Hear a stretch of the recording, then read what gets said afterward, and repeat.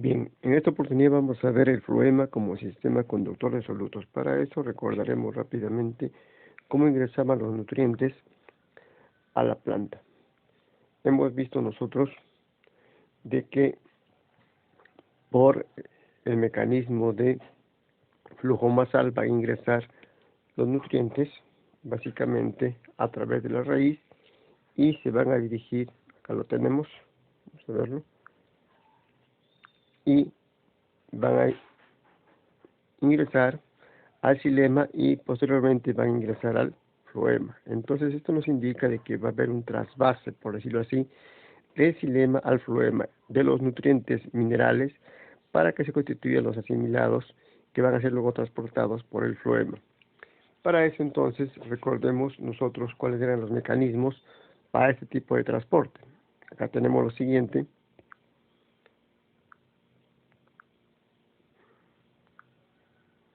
Y acá entonces vamos a tomar en cuenta nosotros de que precisamente para que puedan descargarse de alguna manera el xilema hacia las hojas y consecuentemente pueda llevarse a cabo la fotosíntesis, hemos visto que tenían que intervenir varios componentes. Acá tenemos nosotros la epidermis de la hoja, el flujo de agua, ¿no?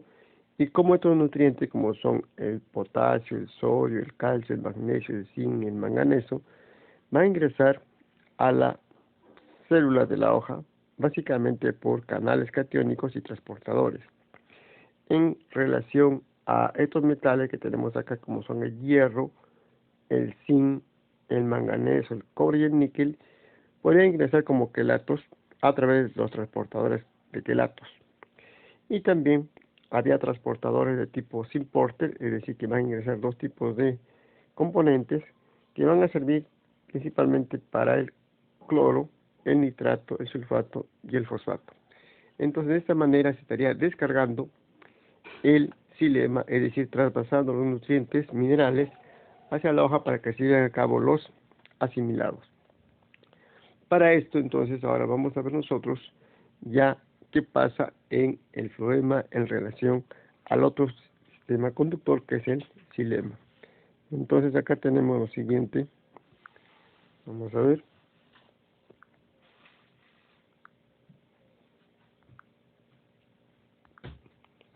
Acá tenemos nosotros en esta vista, tenemos una sección transversal de los haces vasculares, ¿no? En el cual podemos observar nosotros los elementos del xilema que van a transportar la savia bruta y los elementos del floema que van a transportar la savia elaborada. Donde precisamente lo que nos interesa a nivel del floema son estos componentes, que son el tubo criboso, la célula acompañante y el parénquima del floema. Acá lo tenemos en esta vista, un tubo criboso con una placa perforada, donde curiosamente vemos una P, que es precisamente la proteína P, que luego lo vamos a explicar con más detalle en las siguientes imágenes. Acá tenemos en esta otra imagen, vamos a ver nosotros acá, cómo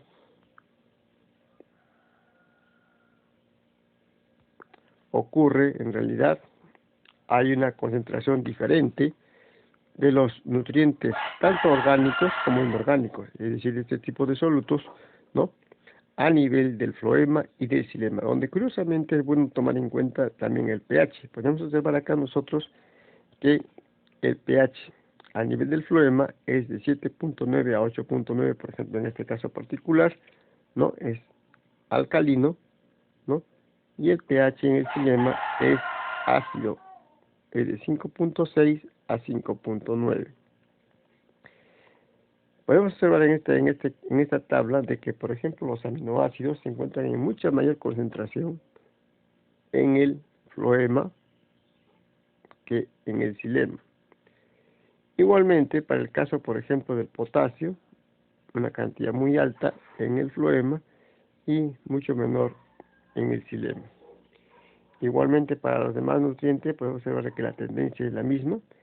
Siempre la concentración es más alta en el floema, porque precisamente estos llevan a ser el destino final es que vayan a formar parte de los fotoasimilados. Consecuentemente, podemos observar acá de que la proporción de nutrientes entre el floema con respecto a lo que se encuentra en el xilema, por ejemplo, para el caso de aminoácidos es de 38.2, para el caso de magnesio es de 3.1, es decir, siempre está por encima. La única observación que podemos observar, que podemos tomar en cuenta acá, es por ejemplo para el caso del calcio.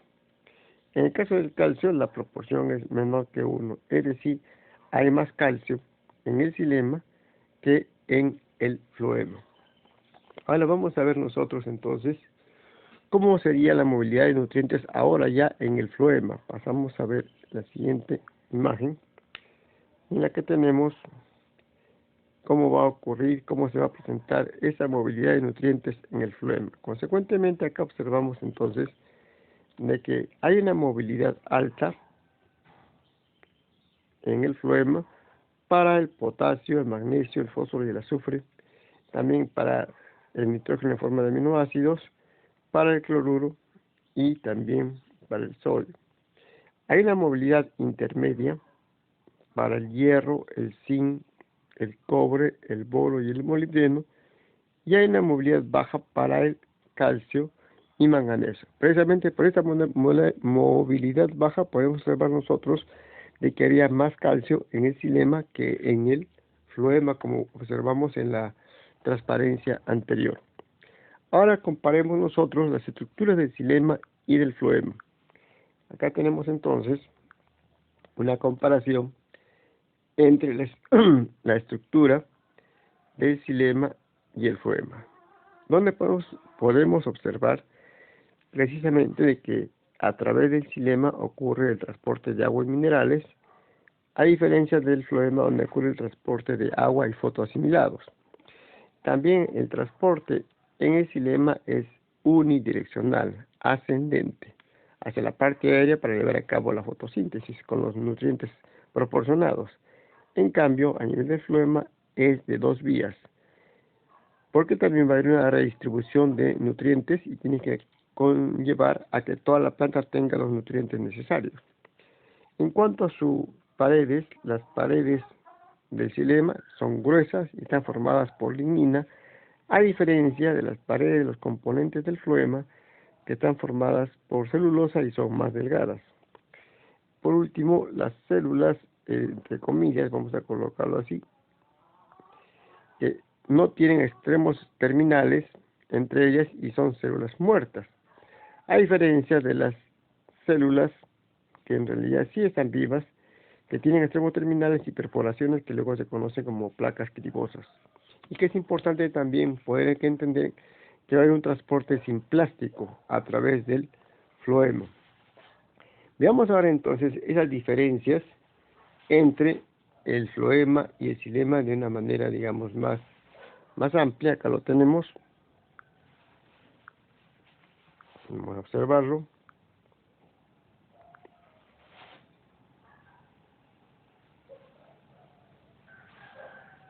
Y acá tenemos nosotros cuáles serían las diferencias básicas entre el floema y el xilema. Por un lado, a nivel de la ocurrencia, el xilema está presente en raíces, tallos y hojas. El floema está inicialmente presente en tallos y hojas que posteriormente desarrollan en raíces, frutos y semillas. En cuanto a la estructura, el xilema tiene forma tubular con ausencia de paredes, de divisiones entre las células muertas. Por el lado del floema, en cambio, es elongado, tiene una forma tubular con paredes delgadas, que son de los tubos cribosos, conectadas de extremo a extremo. En cuanto a la localización, el xilema se encuentra en el centro del haz vascular. En cambio, el floema se encuentra en la parte externa del haz vascular. En cuanto a su composición, el xilema está compuesto principalmente de elementos traqueídeos y vasculares, a diferencia del floema, que consiste principalmente de tubos cribosos, células cribosas y parénquima del floema. En cuanto a la cantidad, el xilema constituye el grueso del haz vascular, a diferencia del floema que constituye una parte pequeña del haz vascular. Respecto a la naturaleza de las células, el xilema está formado por células muertas, consecuentemente no hay citoplasma. La pared celular es gruesa y está formada por lignina, como lo indicamos, y las células son impermeables al agua, en realidad los compartimientos celulares, para ser más exacto. A diferencia del floema, está constituido por células vivientes con poco citoplasma y no tienen núcleo. Las fibras son las únicas células muertas y la pared celular es delgada y está conformada por celulosa y casi las células son permeables a los nutrientes, porque precisamente hay un transporte sin plástico marcado. En cuanto a la dirección de flujo de transporte, hemos indicado que el transporte en el xilema es unidireccional, desde las raíces hasta la parte aérea de la planta para la fotosíntesis. A diferencia del floema, donde es precisamente bidireccional, ¿no?, tanto ascendente como descendente. En cuanto a las funciones principales, en el xilema se transporta agua y nutrientes minerales desde las raíces a todas las partes de la planta. Ocurre transporte pasivo, es para reemplazar el agua a través de la transpiración y proporciona resistencia mecánica. En cambio, a nivel del floema, sirve para transportar los nutrientes desde las hojas a diferentes partes de la planta. Presenta transporte activo, hay proteína de transporte y no proporciona resistencia mecánica.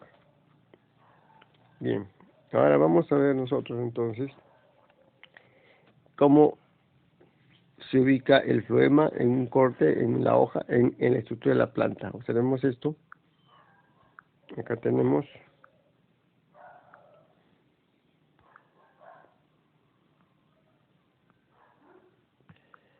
acá, por ejemplo, tenemos nosotros las fuentes que son, tenemos acá, por ejemplo, sumideros, donde se van a acumular los nutrientes, los tejidos fuente, que van a proporcionar nutrientes en forma de fotoasimilados, ¿no? También va a haber sumideros a nivel de la raíz, es decir, donde se acumulan los fotoasimilados, consecuentemente hay un transporte a través del floema. Y hemos visto que a nivel del floema hay una célula de tubos cribosos, placas cribosas o perforadas. Hay, lógicamente, el espacio intercelular, que ya lo conocemos como el apoplasto, y algo importante, la comunicación entre compartimientos celulares vivos a través de los plasmodesmos. Hay una célula acompañante que está precisamente próxima a la célula del tubo criboso, y hay una célula parenquimática que es la que va a proporcionar los nutrientes, donde se van a formar los fotoasimilados. Acá lo tenemos en otra vista, entonces tenemos acá la célula acompañante muy inmediata al elemento criboso, ¿no? Donde que vemos que está transportándose por esos elementos cribosos. Vemos, por ejemplo, acá unas imágenes, unos que tenemos en amarillo, que son tapones de callosa. También tenemos la proteína P, que la vamos a explicar ahora, ya hablamos de proteína P más antes. Acá tenemos el forisoma, tenemos que están transportándose metabolitos secundarios, ¿no? También podría ser una vía para la diseminación de patógenos, principalmente bacterias y virus. Y también, acá algo curioso, tenemos las proteínas acuosas de la saliva. ¿Por qué? Porque hay un insecto que está precisamente aplicando su estilete, la vía del estilete, ¿no? Donde tenemos acá una estructura, parte del estilete que va a permitir ingresar el estilete de la planta, del insecto, como lo pueden ver ustedes, entra como entrecortado hasta poder alcanzar el floema y abastecerse de nutrientes, en este caso ya de los fotoasimilados. Pero ¿qué es lo rescatable de este gráfico que tenemos acá? Primero, de que el estilete del insecto no entra, como se podría pensar, en forma lineal, vertical, sino que se va entrecortando, pero manteniendo su continuidad para poder ingresar hasta el elemento criboso. Por otro lado, observamos de que a través del floema también se pueden transportar metabolitos secundarios y patógenos, lo cual no es beneficioso para la planta. Entonces, frente a esta respuesta, por ejemplo, de ingreso de patógenos, ya sea en este caso por la aplicación del estilete del insecto o por otros mecanismos, entonces hemos indicado que las plantas son sistemas de compartimiento. Consecuentemente, van a tener que cerrarse los compartimientos a nivel del elemento criboso para que no pueda propagarse, en este caso particular, por ejemplo, los patógenos. ¿Y cuáles son los componentes a nivel del floema que van a participar interrumpiendo el flujo de transporte en el floema? Son precisamente los tapones de callosa, la proteína P y el folisoma. Son estructuras entonces proteicas y glucídicas, para el caso de la callosa, que van a permitir el taponamiento de las perforaciones a nivel del floema para que no ocurra el transporte. Esto puede darse en condiciones fisiológicas, por ejemplo en temporada seca, y en condiciones patológicas, por ejemplo cuando ingresa un patógeno que podría diseminarse por la estructura de la planta. Acá tenemos entonces nosotros, en esta imagen, podemos observar en un acercamiento, tenemos acá nosotros en este acercamiento, acá tenemos precisamente, donde podemos observar a nivel de los elementos cribosos, la célula acompañante muy inmediata al elemento criboso, y precisamente estos componentes, en este caso particular, es la callosa, la proteína P, y otros que son plástidos. Todos estos tres, plástidos, proteína P y calosa o callosa, van a contribuir a taponar las perforaciones de la placa cribosa para que así se pueda limitar o interrumpir el tránsito y consecuentemente no se diseminen patógenos, o también esto ocurre a nivel fisiológico cuando están en temporada de seca. Hay poca disponibilidad de agua y consecuentemente la fotosíntesis está disminuida. Entonces, haciendo una recapitulación podemos observar lo siguiente. Acá tenemos nosotros de que los elementos del floema son, entonces, recapitulando los siguientes. Acá tenemos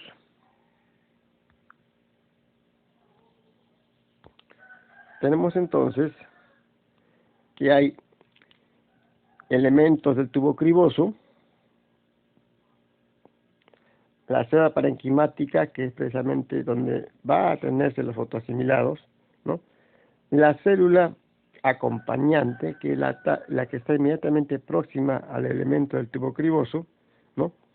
Y las placas cribosas, que son las perforaciones que se han establecido ya precisamente a nivel de los plasmodesmos por deposición de callosa y otras estructuras y otros componentes, lo que van a regular el tránsito entre los nutrientes a través de los elementos del tubo criboso.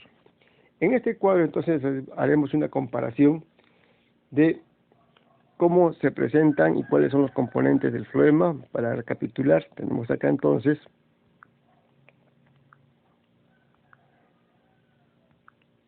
vamos a ver, acá tenemos entonces que hay células cribosas y miembros o elementos del tubo criboso.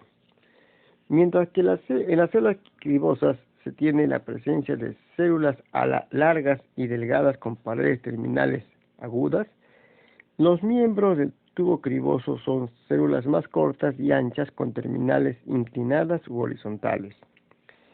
La célula cribosa presenta áreas cribosas poco especializadas en paredes laterales y terminales.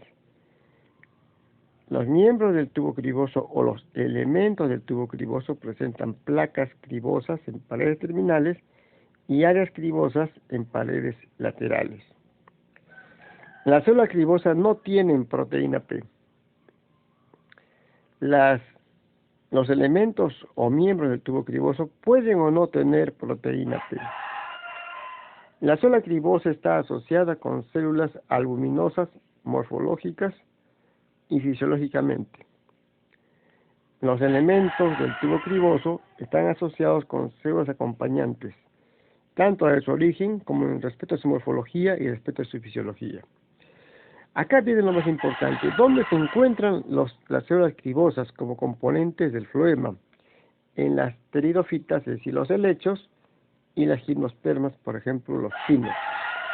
A diferencia de los elementos del tubo criboso o miembros del tubo criboso, que se encuentran básicamente en las angiospermas y algunas pteridofitas. Entonces, eso es lo que podemos indicar.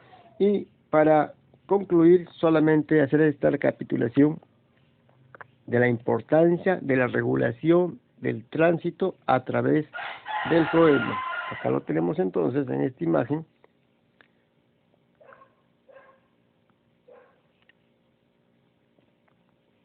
Acá tenemos, en esta imagen hemos colocado precisamente nosotros de manera mayor, con un mayor acercamiento, la regulación que ocurre a través de los plasmodesmos y consecuentemente a nivel del floema de las perforaciones en la placa cribosa para poder regular el tránsito de nutrientes. Acá tenemos entonces, por ejemplo, en la parte 1, vemos acá, ¿no? Hay una intervención para la formación de callosa, ¿no?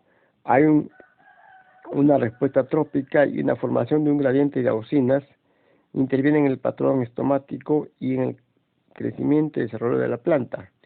Estas letras que tenemos GSL8, CRR1, GSL7, son grupos de proteínas, incluyendo enzimas que van a participar a ese nivel. Por ejemplo, la CRR1 va a participar en la diferenciación de las células vasculares, en la expansión del ovario. La GSL7 participa en la formación del poro a nivel criboso y en el transporte del floema. La TDY2 en la maduración vascular y en la exportación del floema. La GSL12 en el desarrollo de la raíz, en la descarga del floema, ¿no? Es un conjunto de componentes para la inducción específica de la callosa, ¿no? Y por último, la GSL4 va a participar en la formación de la callosa basal y en la respuesta a lesiones y al peróxido de hidrógeno. Acá ya ustedes ven que hace referencia al peróxido de hidrógeno. Y acá lo tenemos precisamente al peróxido de hidrógeno. ¿Por qué? Porque ya les informamos de que el peróxido de hidrógeno, es decir, el agua oxigenada, se forma en todos los seres vivos, sean vegetales o animales, que efectúan respiración aeróbica. En pequeñas cantidades es beneficioso y participa como un segundo mensajero. Y en grandes cantidades es un agente oxidante que puede causar lesiones a nivel celular. Entonces acá tenemos nosotros cómo se van a regular el tránsito al nivel de los plasmodemos. Entonces con eso estaríamos concluyendo la explicación del día de hoy.